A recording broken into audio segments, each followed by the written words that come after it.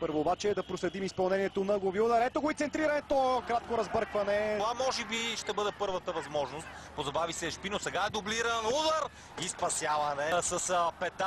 Опит за центриране. Това е опасно, страхотна намеса на Владислав Стоянов. Поле.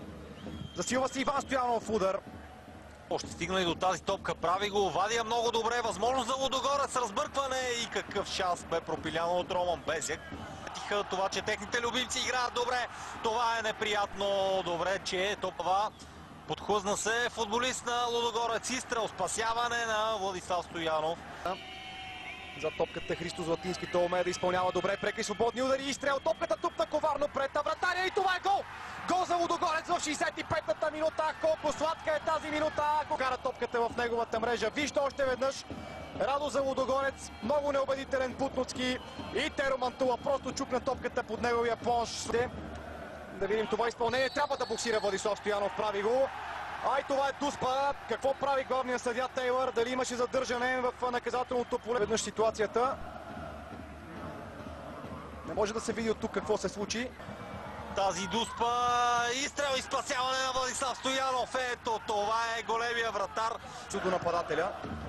Да не му дава възможност да получи топката. Това нарушение заслужава картон. Има защо да се сърди Светослав Дяков. Тейлър е безмилостен. Ерик Грендел получава жълт картон. Това е второто му официално предупреждение. Са в собствената си половина. Сега това е опасно. Халенар удари, за съжаление. 1-1.